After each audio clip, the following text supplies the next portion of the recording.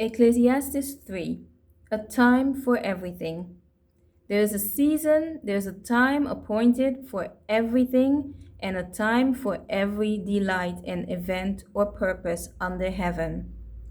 There's a time to be born and a time to die, a time to plant and a time to uproot what is planted, a time to kill and a time to heal, a time to tear down and a time to build up, a time to weep and a time to laugh, a time to mourn and a time to dance, a time to throw away stones and a time to gather stones, a time to embrace and a time to refrain from embracing, a time to search and a time to give up as lost, a time to keep and a time to throw away, a time to tear apart and a time to sew together, a time to keep silent and a time to speak, a time to love and a time to hate, a time for war and a time for peace.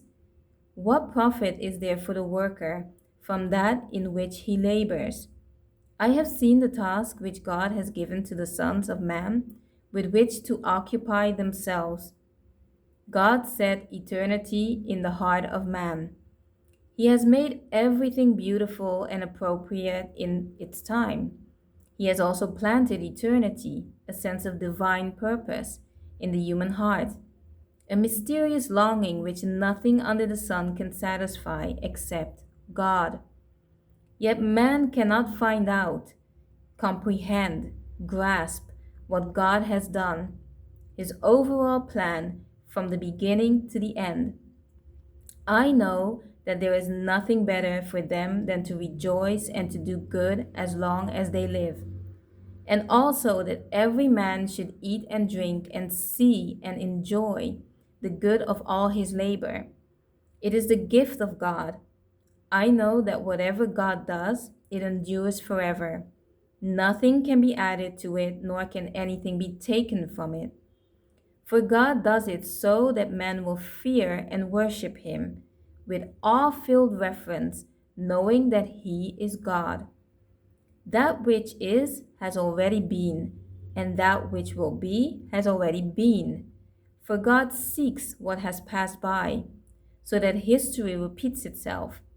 Moreover, I have seen under the sun that in the place of justice there is wickedness, and in the place of righteousness there is wickedness. I said to myself, God will judge both the righteous and the wicked, for there is a time appointed for every matter and for every deed.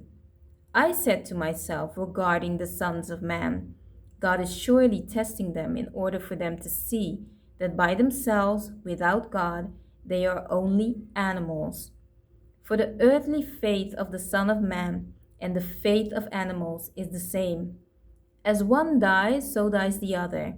Indeed, they all have the same breath, and there is no preeminence or advantage for man in and of himself over an animal, for all is vanity. All go to the same place, all come from dust, and all return to the dust. Who knows if the spirit of man ascends upward, and the spirit of the animal descends downward to the earth?